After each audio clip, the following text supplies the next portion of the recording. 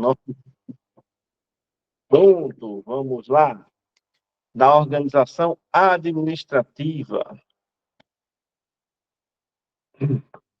Inciso 10, o acesso a qualquer cidadão a todos os dados e informações relativos a licitações públicas em todas as suas modalidades, bem como as autorizações concernentes às contratações diretas.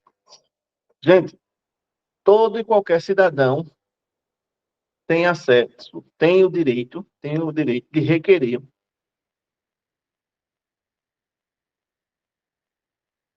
da comissão de licitação do município qualquer informação sobre qualquer licitação de obras, de compras. Um exemplo aí, a licitação referente à aquisição do fardamento que foi distribuído. Qualquer cidadão pode chegar na comissão de licitação e requerer por escrito informações sobre essa licitação. A comissão de licitação não pode, de maneira nenhuma, deixar de prestar essa informação e de ceder a informação requerida por qualquer cidadão, qualquer pessoa. Qualquer cidadão pode requerer qualquer informação sobre licitação. Pode falar, Altamir. Fernando, a questão é a seguinte: a população em si, ela não tem esse conhecimento, né? Tem esse detalhe também. É.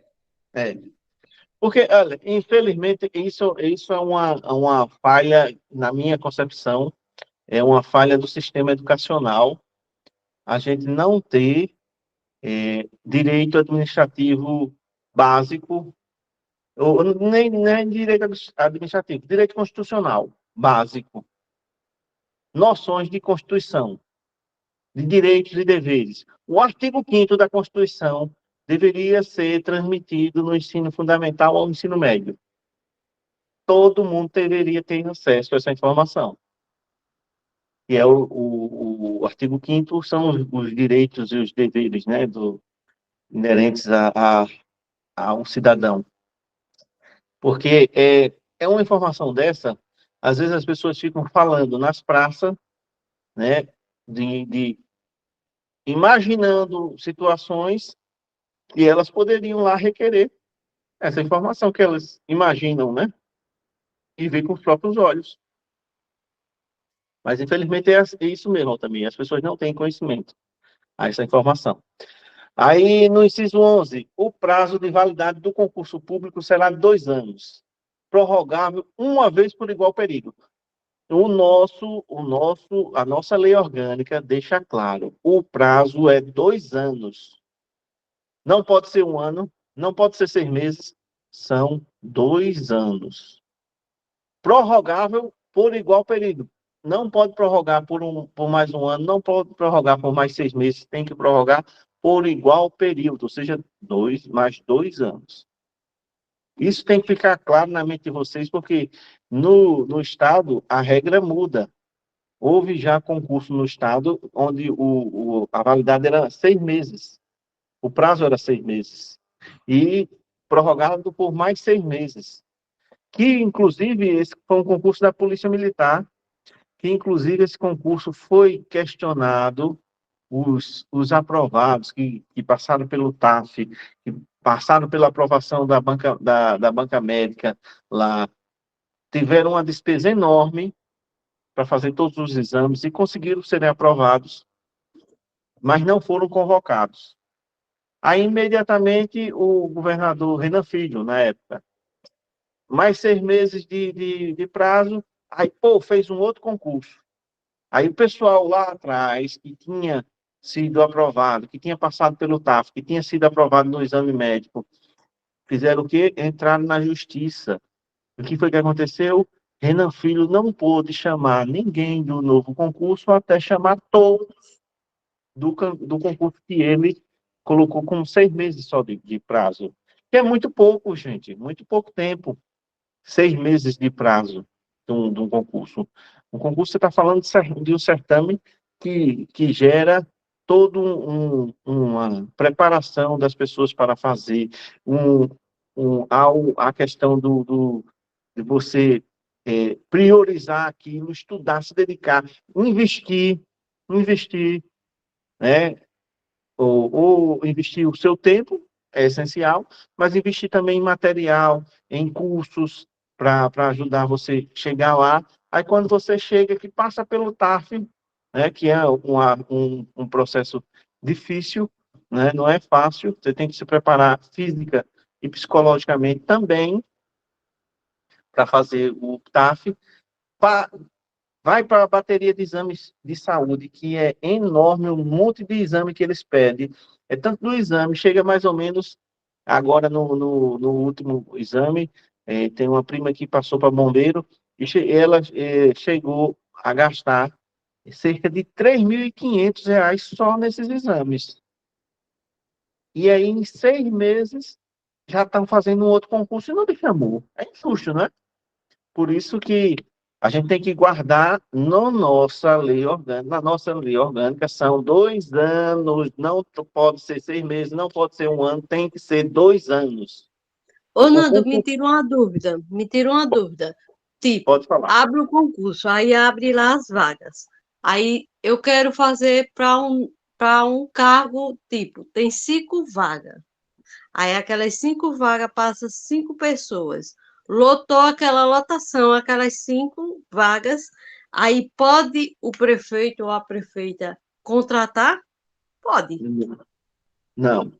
Enquanto Não? tiver, enquanto tiver, enquanto tiver vigorando, em vigor o Uhum, concurso, eh, certo. não vai poder contratar para aquele cargo.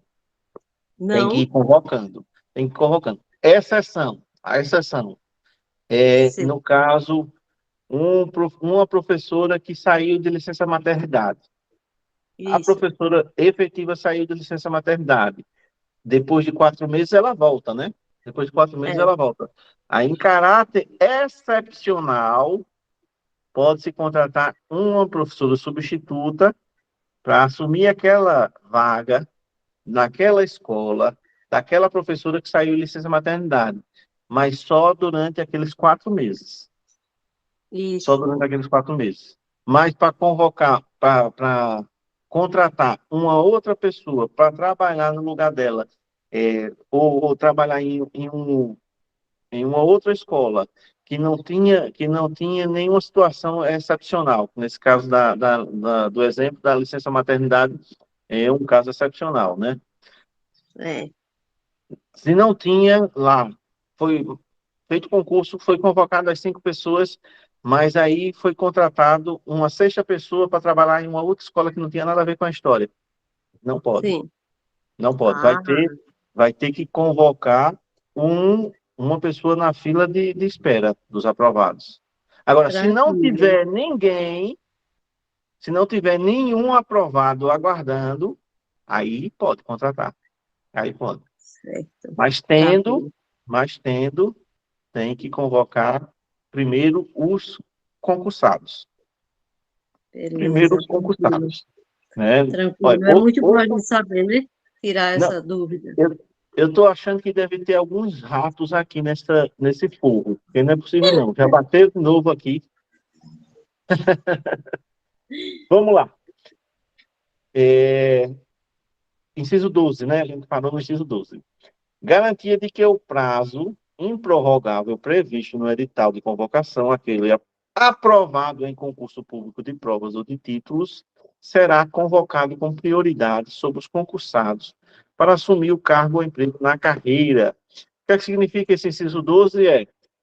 Quem está dentro do número de vagas ofertados aprovado tem que ser convocado nesse prazo de 2 anos. Se for prorrogado por mais 2 anos, vai ser convocado nesses 4 anos. Mas tem que ser convocado. Está dentro do número de vagas ofertado. No exemplo que a Maísa citou, dos 5 vagas, os 5 têm que ser convocados no prazo. Simples assim. Convocou os 5, teve carência, necessidade, tem que convocar segundo a ordem. Não pode terminar o prazo e deixar uma pessoa sem ser chamada, daqueles que estão dentro do número de vagas. Não pode. Está dentro do número de vagas, tem direito à convocação. Se for declarado que tem 10 vagas, aquelas 10 vagas têm que ser preenchidas. Se for declarado que tenha 1.000 vagas, aquelas 1.000 vagas têm que ser preenchidas, né? A gente tem que sempre ter isso em mente. O inciso 12 quer dizer isso. Inciso 13 diz: segurança de que aos cargos em comissão e assunções de confiança serão exercidos preferencialmente por servidores ocupantes de carreira técnica ou profissional, nos casos e condições previstos em lei. O que é que significa o inciso 13? É o que a gente vê com mais clareza nas escolas. Diga aí, Marcelo, pode falar. Ô, mano, para mim que tá repetindo esse conteúdo. É, foi dado na aula passada. Como eu já comecei do início, aí estamos vendo daquela. Estamos continuando, entendeu? Mas foi antes de você. Acho que no início da aula, quando eu percebi, eu comentei, então vamos continuar da forma que a gente estava, entendeu? É uma revisão, né? O inciso 13, ele fala que a gente é uma situação que a gente visualiza melhor, as direções de PSF, as direções de escolas, que são cargos de chefia, né, de confiança, eles são ocupados geralmente por servidores efetivos, servidores de carreira, né? Por quê? Para que não quebre a gestão, o serviço público, né? Não quebre a hierarquia, sempre tem alguém efetivo que assuma. Porque cargo comissionado em si, ele é livre, nomeação livre exoneração. Está lá, nomeado um diretor cargo comissão, que ele não é servidor do quadro. Foi uma indicação política, vamos colocar assim, foi uma indicação política. Houve um atrito do prefeito ou da prefeita com aquela liderança que indicou aquele cargo, né, aquele diretor, aquela diretora. E a prefeita exonera. Exonerou, quebrou, né? Quebrou o funcionamento, né? Por quê? Porque não só exonerou o cargo, exonerou o servidor que estava ocupando aquele cargo, não tinha substituto, não tinha outra pessoa. Aí, até se nomear outra, você quebrou o funcionamento da coisa. Por isso que, preferencialmente, cargo de chefia e direção é aconselhável, não é regra. O executivo pode nomear outros, ou pessoas comissionadas, pessoas contratadas em cargo de comissão para assumir chefia de direção. Pode, não é proibido. Agora, o que o inciso 13 diz? Que preferencialmente seja ocupado por servidores de carreira, que assim a gestão não corre o risco de ser prejudicada, né? Eu coloquei para gravar, gente. Coloquei, né? Coloquei. Estava olhando assim, procurando a bolinha vermelha, mas tem, no celular não é a bolinha vermelha. A bolinha vermelha é no computador. É a gravação ali que aparece. Então, a gente tem que sempre lembrar disso. Há uma preferência, mas não é algo fechado. Se a questão for e dizer que é algo fechado, a gente tem que lembrar que não é algo fechado, é preferência. Ele parou aqui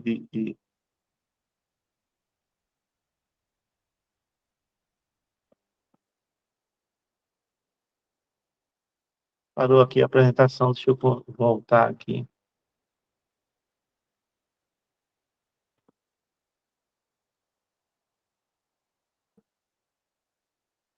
Parou a apresentação.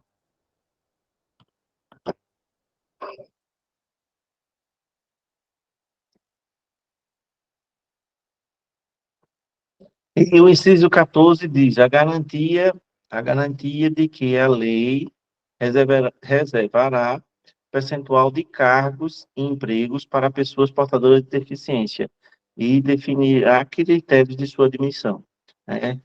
Um outro detalhe que a gente sabe que tem o percentual de vagas para deficientes, e isso é normal em todo concurso público, né?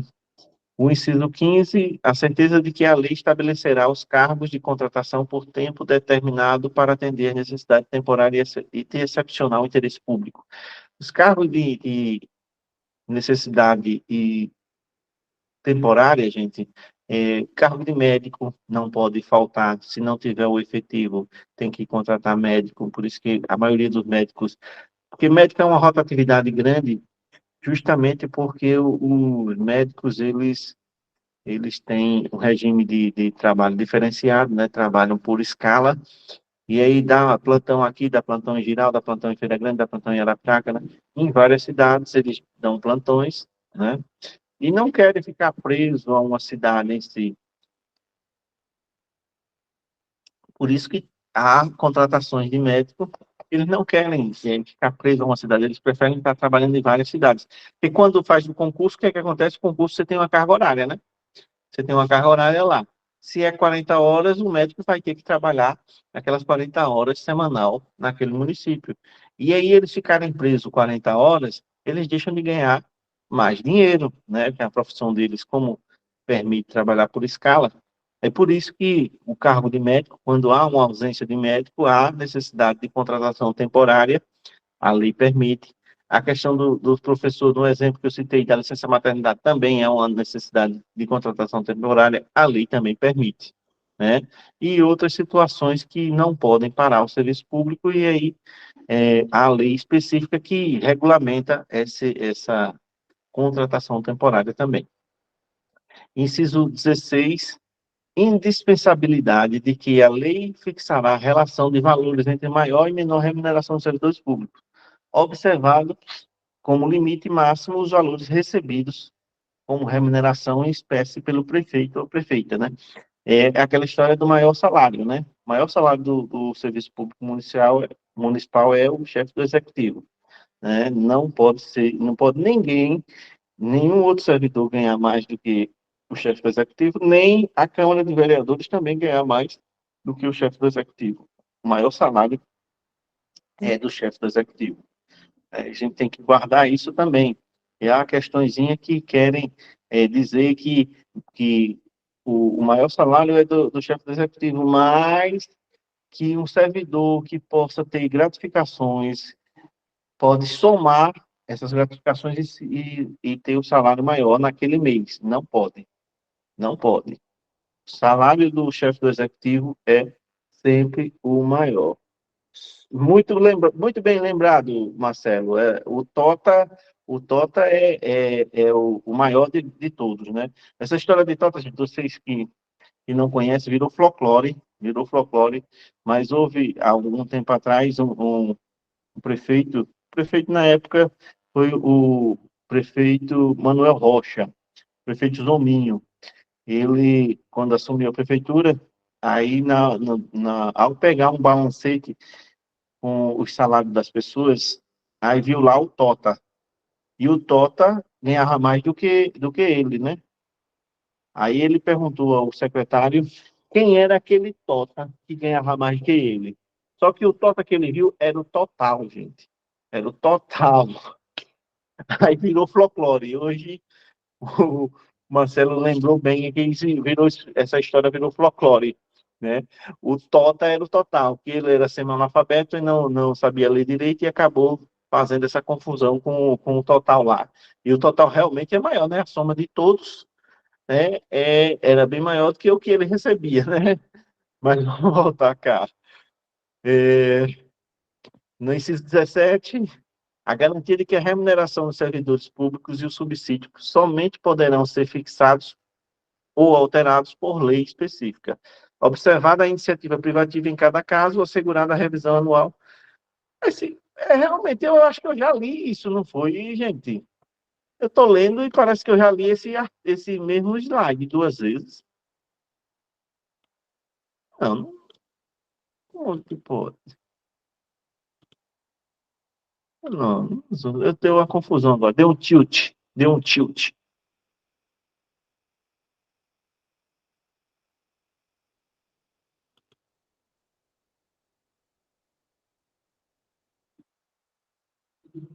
Realmente eu estou lendo 2 vezes. Porque aqui, olha, 14 e aqui, não, 15, 16, 17, 18.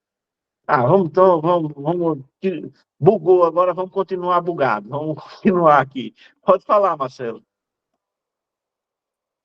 Você tinha enumerado as páginas que aí não se perdia. Você esqueceu É, desse detalhe. vou enumerar, vou botar um númerozinho na página de cada slide.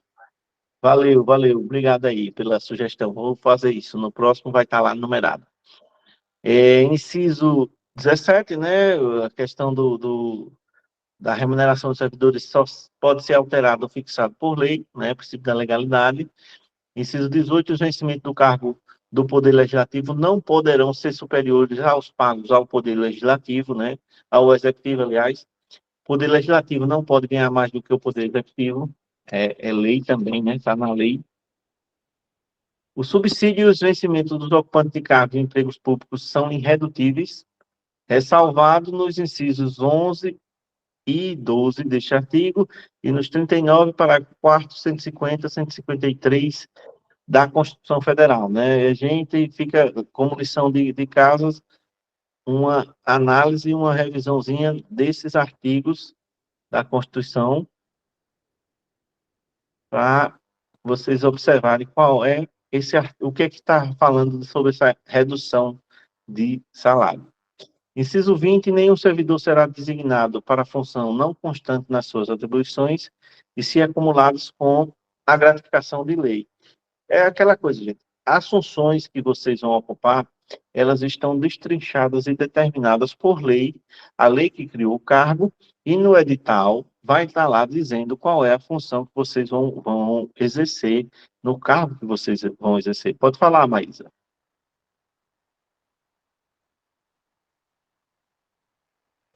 Levantou a mão, Maísa? Quer falar? Acho que foi por engano. Vamos continuar. Então, as funções, como eu estava falando, no cargo, elas são definidas por lei. Vocês têm conhecimento dessas funções? Porque no edital vai estar lá falando qual é a atribuição de cada cargo, qual é a função de cada cargo. Então, ninguém pode designar uma função diferente da que vocês estão concursados, estão aptos para exercer, que foi através do concurso que vocês fizeram. Você não pode atribuir função estranha àquelas do seu cargo. A situação que ele fala referente à acumulação de atribuições é no caso de, por exemplo, você estar servidor e o diretor da escola, você é professor, você é coordenador pedagógico, que é na área de gestão da escola. Você é coordenador pedagógico. Aí o diretor da escola é afastado e sai, exonerado do cargo. Aí, antes do prefeito, do chefe executivo, indicar um substituto, você acumula essa função de diretor daquela escola e coordenador pedagógico, temporariamente. Pode acontecer isso? Pode.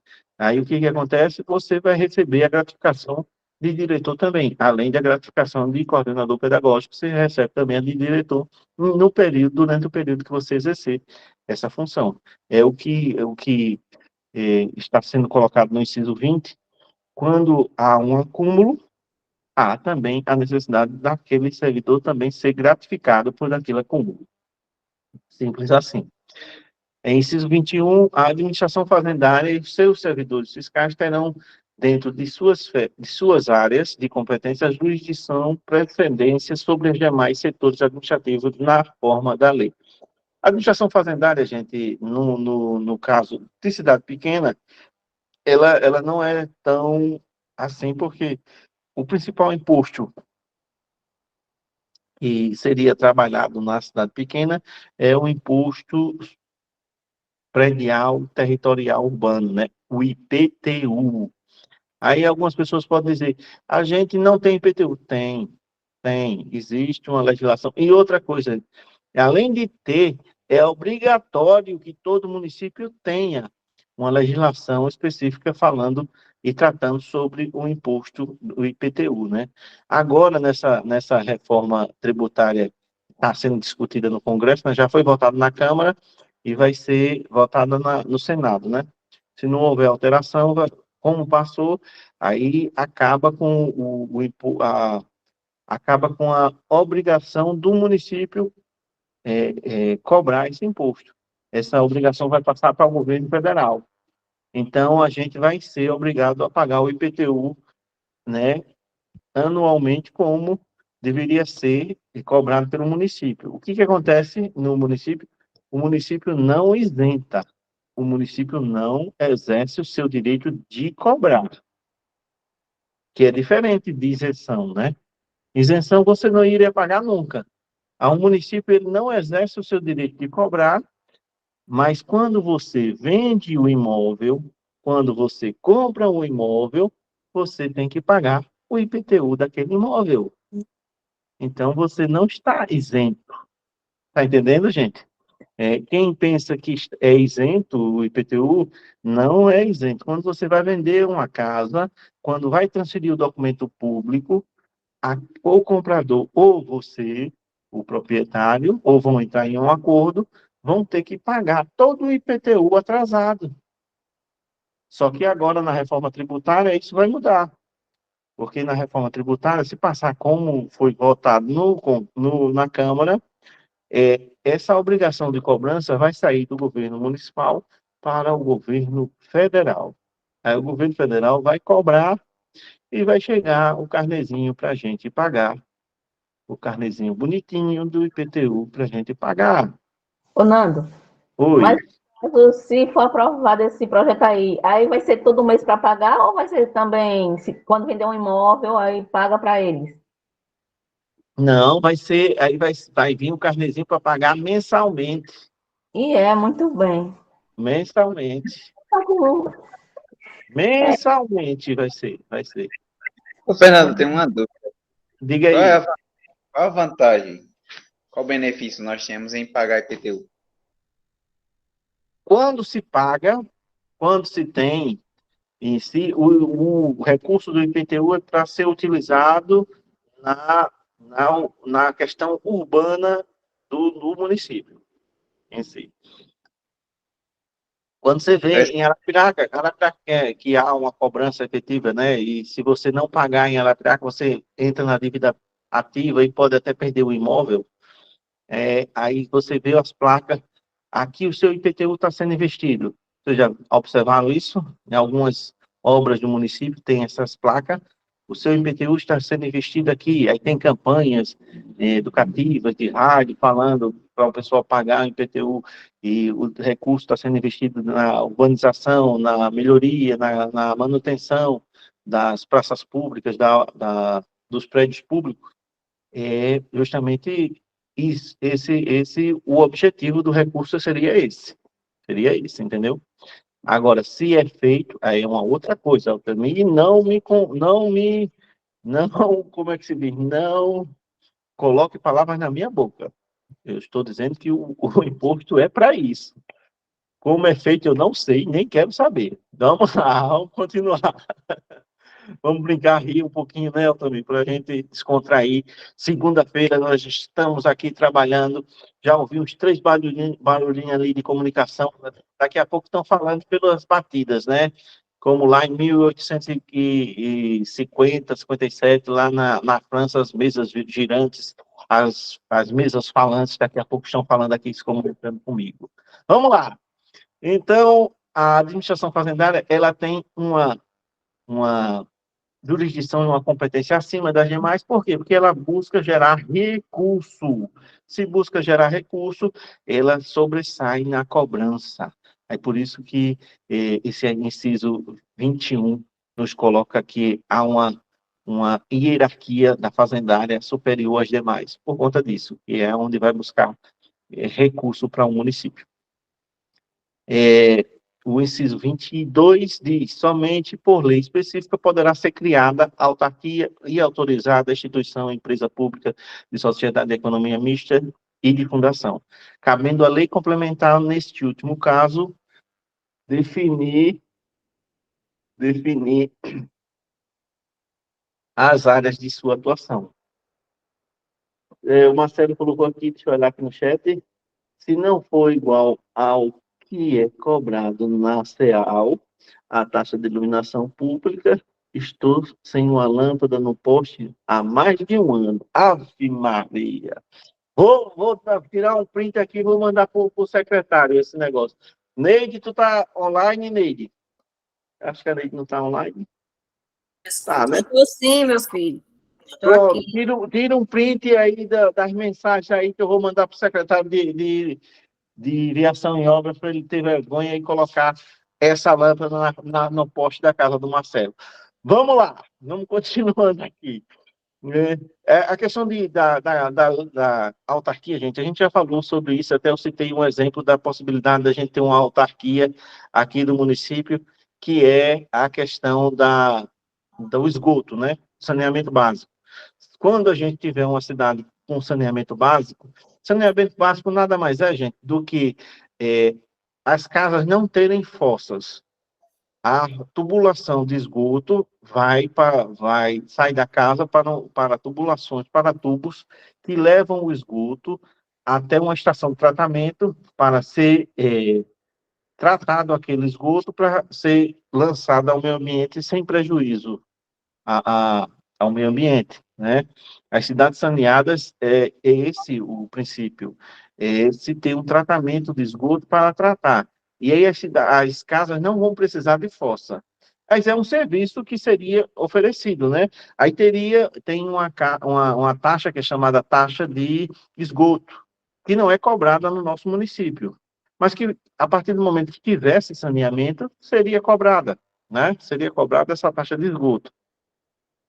E aí, nessa taxa de esgoto, em si, a participação e a contribuição de todos nessa taxa de esgoto, o município poderia arrecadar esse fundo e criar uma autarquia para administrar todos os serviços, todo o trabalho necessário para que esse serviço seja de qualidade. Aí poderia ser criada uma autarquia. Mas, para isso, teria que ter uma lei na Câmara Municipal, criando essa autarquia, né? Instituição de empresa pública também teria que se ter uma lei também. Sociedade de Economia Mista, também uma lei. Fundação, também. Lei complementar, né? E neste último caso, há também a definição da área de atuação. O que é fundação? Há fundações, elas podem ser públicas ou privadas. Fundação é um ente que vai dispor de um serviço assistencial, educacional, cultural, né?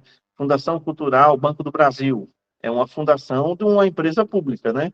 E essa fundação foi criada através de lei do Congresso Nacional, né? E eles atuam na área cultural, né? Para auxiliar o desenvolvimento da cultura no nosso país. Poderia acontecer aqui a criação de uma fundação. Aqui, como a gente tem muitos vultos culturais e esportivos, vamos colocar que a gente tivesse uma fundação de esportes Nelson da Silva de Jesus, goleiro Dida. Essa fundação, para ser criada, teria que se ter uma lei, a Câmara, e também essa lei também iria dizer que essa fundação teria o propósito de trabalharia na área de esporte, educação, inclusão, um exemplo, né? Não é exemplo, né, gente?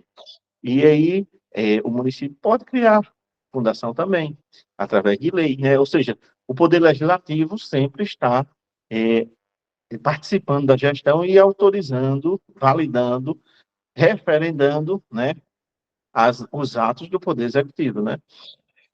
Inciso 23, depende de autorização legislativa, em cada caso, a criação de subsidiárias das entidades mencionadas no inciso anterior, assim como a participação delas em empresas privadas. No exemplo da empresa lá do saneamento, da autarquia lá do saneamento, e houvesse a necessidade e a participação dessa autarquia na empresa de saneamento do Estado, a Casal, né? Vamos colocar que o município pudesse fazer uma participação numa empresa como a Casal. Era uma realidade que também teria que passar pela aprovação do Legislativo. Se a Casal está para ser privatizada, né? Tá esse imbróglio todo. Se a Casal for privatizada, né? Hoje acho que é a BRK, né, que é a empresa responsável lá por Maceió, e aqui no, no, no Agreste é uma outra empresa, só que não me recordo agora qual é. Mas se a BRK chegasse e comprasse a Casal aqui, e aqui o município, essa empresa criada para tratar do saneamento, né, com a taxa de esgoto, fosse participar da empresa da BRK, fosse comprar ações da BRK, o município poderia comprar só por comprar? Não, ele só compraria depois que a Câmara autorizasse. É isso que significa o inciso 23. A Câmara de Vereadores tem que autorizar qualquer movimentação de qualquer empresa do município.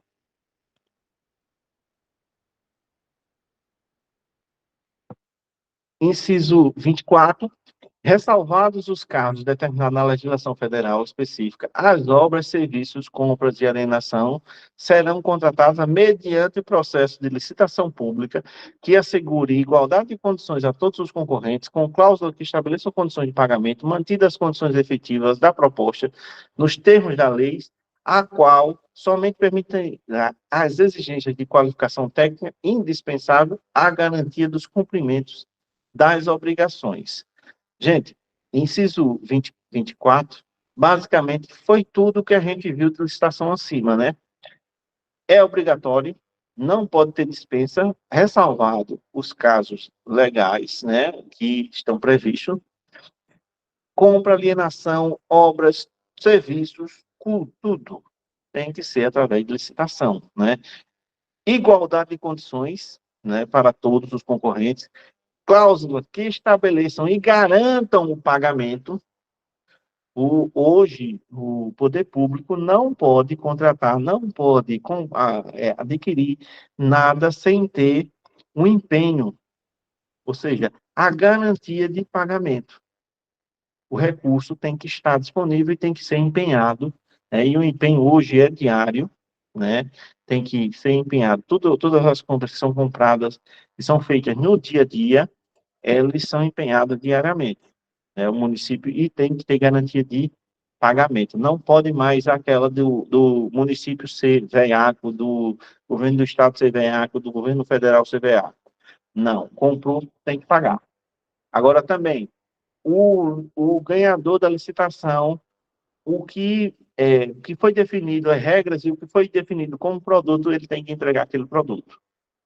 Se está lá dizendo que ele vai entregar caneta tipo Bic, ele não pode chegar com aquelas canetas lá que não escreve. E tem umas canetas que, francamente, né, não funciona. Tem que ter qualidade do mínimo da Bic, né?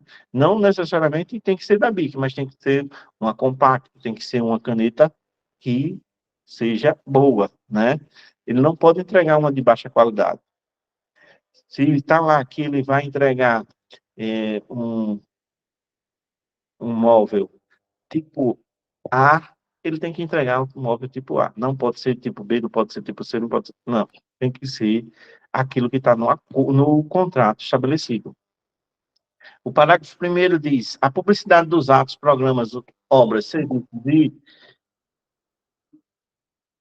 e campanha dos órgãos públicos municipais deverá ser de caráter educativo, a gente já viu isso, informativo, de orientação social, dela não podendo constar nomes, símbolos ou imagens que caracterizem promoção pessoal. Isso é o artigo, o princípio da publicidade tem que ser respeitado a impessoalidade, né? Não pode de maneira nenhuma ter destaques a nenhum servidor, a nenhuma autoridade, né?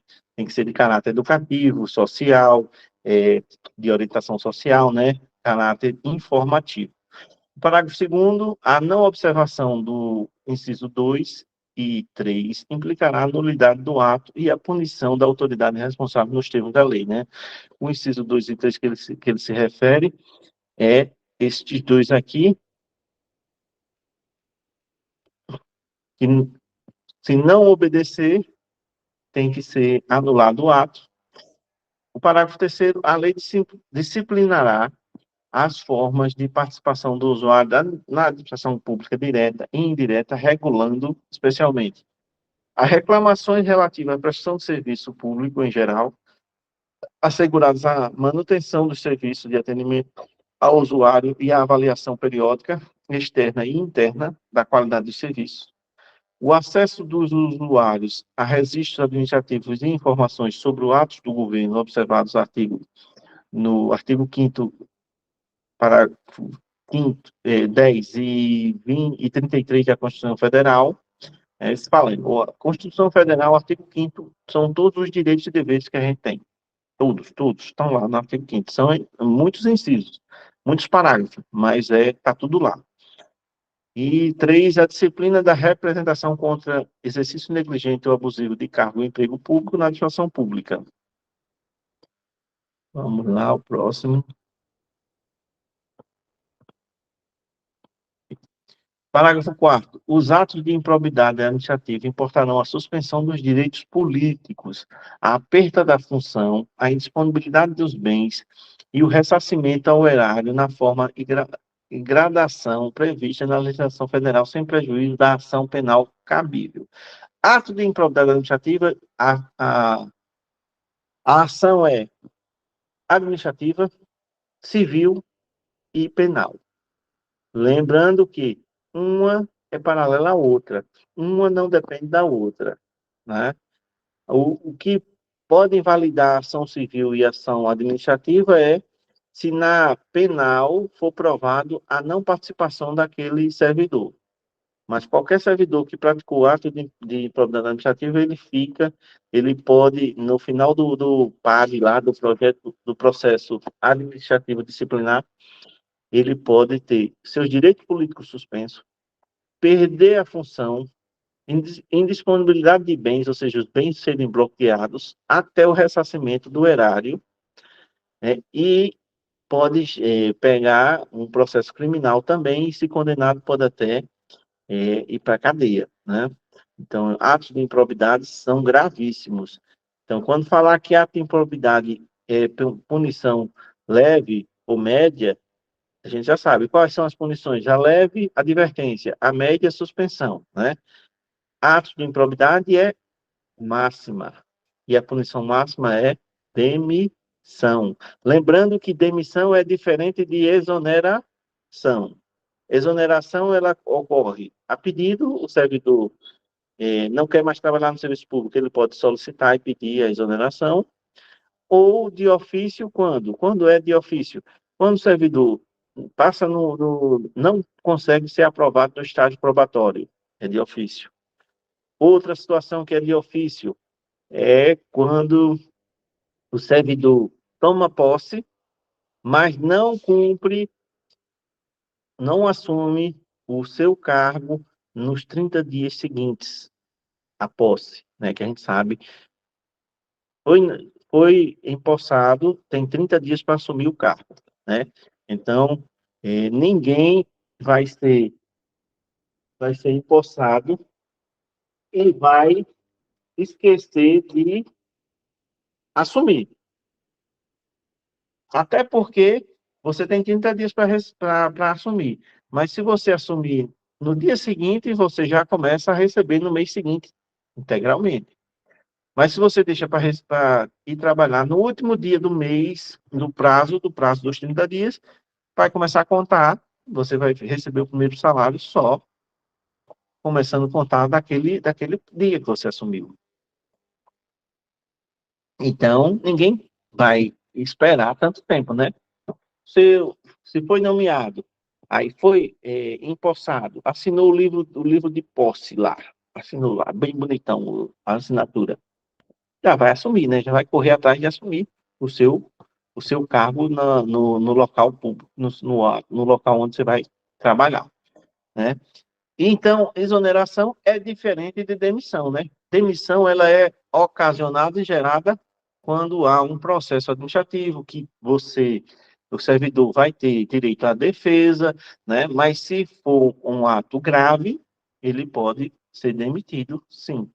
É aquela história de que ninguém pode ser demitido depois da estabilidade, né? Depois do estágio probatório, é ficou para trás. Não é mais assim. Se não fizer o seu trabalho direitinho, pode acontecer sim a demissão. Aí, parágrafo 5º. O município e os prestadores de serviços públicos municipais responderão pelos danos de seus agentes nesta qualidade causarem a terceiros, assegurando o direito de regresso contra o responsável nos casos de dolo ou culpa. Isso aí, qualquer dano causado por agente público pode ser alvo de ação e ter que, aquele agente, se tiver dolo ou culpa, vai ressarcir sim ao erário. Parágrafo 6º, a lei disporá sobre requisitos e as restrições ao ocupante de cargo ou emprego público na administração direta e indireta que possibilite o acesso a informações privilegiadas. É aquela coisa, gente, quem tem informações privilegiadas não pode comentar nada do seu trabalho. Não pode. E se você comentar algo, alguma informação que seja oriunda do cargo que você ocupa, você pode responder a um processo, e isso é grave, pode gerar demissão, sim, porque o sigilo do serviço público é essencial. Tem coisas que não podem ser divulgadas. Se você usa essas informações para tirar proveito próprio, você corre o risco de ser demitido, sim. E parágrafo 7º, a autonomia gerencial, orçamentária e financeira dos órgãos e entidades da administração, direta e indireta, poderá ser ampliada mediante contrato, não é? Contrato, faltou um N. Contrato a ser firmado entre seus administradores e o poder público, que tenha por objeto a fiscalização de metas de desempenho para o órgão ou entidade cabendo a lei dispor sobre o prazo, duração do contrato, os controles e critérios de avaliação de desempenho, direitos, obrigações, responsabilidades, remuneração do pessoal.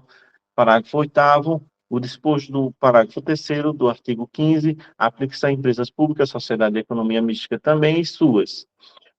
Parágrafo 9º, as funções de confiança exercidas exclusivamente por servidor de ocupante de cargo efetivo e os cargos de comissão a serem preenchidos por servidores de carreira nos casos e condições percentuais mínimos previstos em lei, destinam-se a atribuições de chefia, direção, assessoramento, né? E artigo 59, o regime jurídico único é estatutário, por isso que chama de servidor estatutário. São dois tipos de servidores públicos: os ocupantes estatutários e os ocupantes de empregos públicos que são seletistas. Tem um exemplo no serviço público estadual. No município só tem estatutário. No nosso município só tem estatutário. Mas no estadual, um exemplo, os funcionários da Casal são seletistas. Então, os seletistas são regidos pela CLT, né? E os demais funcionários, o funcionário da educação, o funcionário da saúde, são estatutários, regidos pelo regime jurídico, né? Então, tem essa diferença. No nosso município só temos estatutário. Até agora nós não temos nenhuma empresa pública, nós não temos nenhuma fundação, então nós só temos funcionários estatutários. Artigo 60, são direitos assegurados aos servidores públicos municipais. Salário mínimo, fixado em lei federal, com reajustes periódicos, em redutibilidade da remuneração, salvo nas hipóteses de extrapolação do limite remuneratório, violação das partidas para o Poder Executivo, desconto decorrente de obrigações tributárias ou previdenciárias, ou de ordem judicial. O único desconto que é acatado é o desconto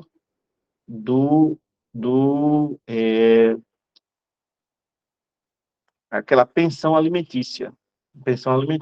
Então, homens, não deixem de arcar com suas obrigações. Mas quando se tornarem servidores públicos e forem pais separados, divorciados, ou pais solteiros, né, vão ter que pagar a pensão e vai ser descontado do seu salário, sem problema nenhum. E também há um outro desconto, que é o desconto de consignação, né? Quando você faz um empréstimo, você assina e aí o município faz esse desconto, né? E 3, fixação em lei ordinária de relação entre maior e menor retribuição, bem assim como o limite máximo de remuneração oferível pelo cargo ocupado, incluídas vantagens de caráter individual. Sempre tem a lei, gente. toda a questão de remuneração, toda a questão de gratificação, sempre vai ter uma lei regulamentando isso. Não pode ser uma coisa inventada ou criada da cabeça do chefe do executivo, não. Tem que ir para a Câmara, tem que ser votado, tem que ser aprovado. E com isso vai ter validade, né? Mas sempre tem que ter a lei. Gente, são 9h50, né? A gente, mais um dia de luta terminando, mais um dia de trabalho terminando. A gente agradece a participação e a presença de vocês. Amanhã estaremos com regime jurídico, né? Hoje foi lei orgânica, amanhã a gente está com regime jurídico à tarde, e vou tentar fazer essa transmissão para vocês lá da vila também, né? Da aula da tarde eu vou tentar transmitir à noite, né? Se der certo, a gente vai ver como vai ficar. E com relação, só voltando ao assunto, com relação à questão das aulas de português e de matemática em si, essa